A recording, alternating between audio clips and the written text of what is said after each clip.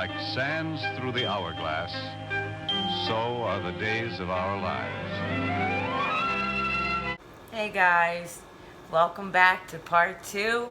She's back about last night, starring our favorite life coach, Molly Golightly. So you guys seen the first part of the video, and I ended it where she was threatening to hang up and go to bed and leave and yelling and screaming.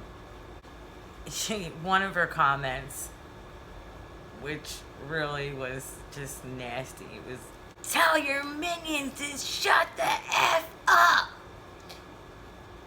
You know what, Molly? If there was nobody in the chat and nobody watching it, the video would be pointless. So what did you expect? You have your comments disabled for a reason. And I think we all know what that reason is. So Diane's able to calm Molly down. She has a good way of, I like Diane. I think she's very compassionate. She has a very good way of relating to someone. Diane starts talking about how she was threatened by some people as well and told to stop butting in. But the truth of the matter is Tiffany went to Diane and asked her for help.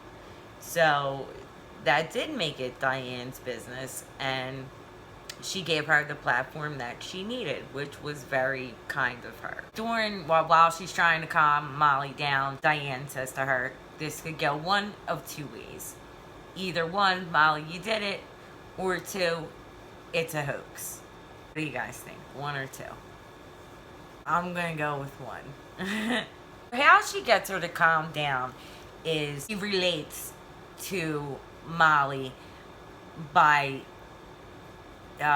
talking about people that are trolling her or threatening her, and Molly can, of course, totally relate to that. She again apologizes to Tiffany and says, and that's why I'm here, because I want to help. I want to help you, Tiffany. Okay, well, this is definitely going to be up later than I thought. I had a problem with my iCloud storage. I had to purchase more storage, and I was videotaping the whole time, and it did not record any of it, but it looked like it did. Recorded the whole video, and I just went back, and it said 7 burst photos, and nothing was there. She's very compassionate, kind, and her and Wendy both, it seemed like they just want to get to the bottom of it, but they're gonna have to kind of handle Molly with kid gloves at this point. Molly was talking about how she was even gonna go as far as start selling a mug with her mug shot on it. I don't even think that's funny. Why would you do that? You're gonna sell a mug with your mug shot on it? Really? She says how different it is, and it's totally the Molly show.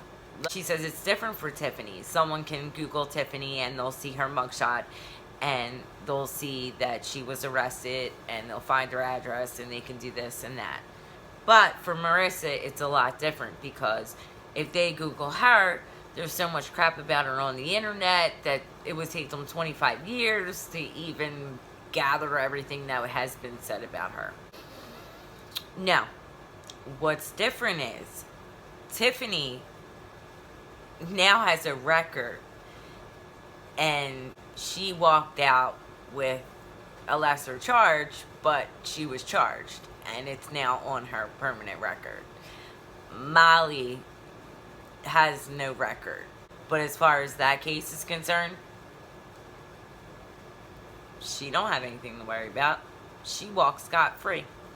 I wonder why. So then Molly starts talking about her and her mom were talking, and I think her sister or brother, and she's really starting to think now it was just a case of mistaken identity. Wow. With them jugs, and that hair, and that Botox. Mistaken identity. I don't know what Tiffany looks like, but Molly, she even said she stood out. She went out with Tiffany and said if they think I'm a hooker, or they offer us cocaine, say no. I don't even know. She said it was a joke. Not a funny one, but... So now we're moving on. We're moving on to the police report. The one that Tiffany had brought. The court document definitely says it was Marissa who committed the theft. Dancer informed the police that she had gave a lap dance, put her purse down on the table. As she had her back turned from her purse, and she's giving her lap dance, money was taken out of her wallet from Marissa and handed to Tiffany and told to put it in her bra. So they have footage of this. And it didn't happen once, it happened twice. But the stripper was claiming that she took $250 was the missing amount. Now that, okay, I'll give her that. That, I'm sure the stripper probably did up it, maybe, you know, see if she could get a little bit more money. Maybe she didn't know how much was in there. She was guesstimating. I had about $250, but who knows? But there is footage of this. It says in the report that 2 middle-aged women that Marissa pickpocketed her, took the money out of her purse, and handed it to Tiffany. Then Tiffany put the money in her bra. Molly, and then it happened again, but then Molly puts the money in her bra the second time. Molly swears she was never even in that club. She had never went to Rick's. They left Rick's and went somewhere else. They went like down the street to another. $9 was pulled out of a bra. So this makes Marissa feel vindicated about the $9. Because she said all along it was $9. She was arrested for stealing a $9 lap dance.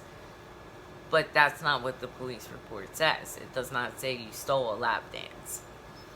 It says you stole out of her pocketbook. You pickpocketed her. Pickpocketer! Golightly pickpockets! This is Diane. This is a little strange. Why weren't they arrested at Rick's? Well, there's a simple explanation for that. The police were called. They had to go to Rick's. They had to get a statement. They had already left. They had to get a statement from the dancer. This stuff takes time. They had to watch the footage. They had to know what was going on before they went to find them and arrest them. Don't you think? Just my opinion. $9 was put on the book as evidence. That's where she's vindicated. Marissa starts saying, but a lot of people are going to say Molly Golightly would never do anything like that. Because look at her. Look at the things that she has. The purses that she buys. The life that she lives. She don't need to steal. Are a lot of people saying that? Because I think a lot of people think just the opposite. That she probably did do it. Oh, I hope they can get this police cam. I really do. She starts talking about the area that she was in. These people are on Bourbon Street. These people are so poor that they're standing outside with test tube drinks. So it was just so sad because they had no money. And she was trying to help them by buying their test tube alcohol drinks.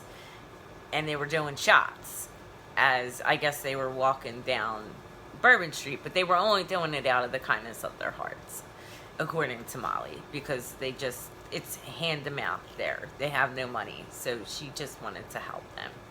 Instead of just throwing them a 20, she was knocking down test tube shots or shooters, whatever they call them, with probably a lot of alcohol in it. And she starts talking about how she stands out down there. You know, when she made that whole hooker comment and the cocaine, because she stands out. Well, there goes your mistaken identity idea, right? If you could flush that right down the toilet. You just said you stand out down there. So why? That doesn't make any sense to me. Then she also talks about the French Quarter and how that is a beautiful area. So why didn't they just go to the French Quarter? Why would you take her? That's like, okay, so you're in Philadelphia. You can go to Center City and go have a nice dinner and walk around the Hammock Park or whatever. But instead you decide to go to North Philly and hang out with the drug dealers and the crackheads on the corner. So Wendy and Diane also questioned the police report as to why it says they were falling down drunk. It should have said they were inebriated, or I don't know, use some other terms. But maybe the police officer that was on duty really just thought they were falling down drunk, and he put it in there. Probably not the most professional thing to do, but it's a corrupt city, just like Philly's a corrupt city. It just is. I mean, it doesn't make a difference. Inebriated, falling down drunk, it's all the same. God, I hope she gets that footage. So Tiffany hasn't been saying anything, and the chat is so worried about Tiffany. Everyone seems to love her and very concerned for her, and I as well. It's like, where's Tiffany? Like, why isn't she saying anything?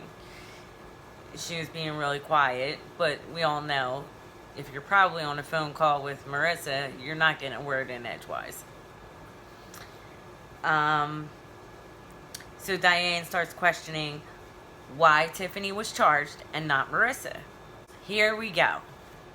Here we go. This, I think, is so telling. So telling. The Fixer.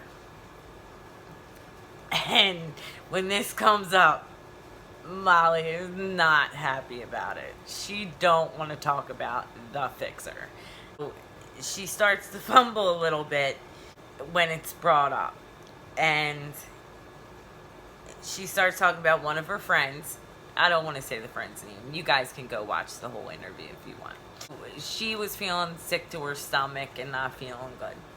One of her friends' husbands called a surgeon or a doctor, and he came over to the meet and greet with like a black doctor bag with Imodium and stuff like that. I don't know. That sounds really shady. So she wasn't feeling well. Her stomach hurt, but yet her and her friends and the Fixer wind up making it to the Harrah's and gambling and partying away. So I wonder what she was given to feel better. I guess just use your own brain. You're sick to death, your stomach hurts, you're not feeling well. Then some doctor you've never seen before comes with a little black bag and you're immediately ready to keep partying. Sounds like a miracle to me. She's outside with her friend, and her friend smoking a cigarette, and she tells her what happened about her being arrested. So her friend grabs her husband and tells her, we need to help. Okay, this is after the doctor's already there. So the doctor comes out, and the friend says, I need a favor. I need you to pick her up, pick them up, pick her up, or pick them up. Take them down to the courthouse, pay the fines, and get them out of there. Just basically an escort. And they're calling him a fixer or a cleaner. The friend says he just wants to get this done and over with, and this guy's going to help, and just be done with it so you can go home. She starts trying to get off the subject of the Fixer. Yeah, so guys, I hope you enjoyed this one. I will put part 3 up like I said, and I'll see you tomorrow. Have a good night. And thank you to everyone for the nice comments and subscribing.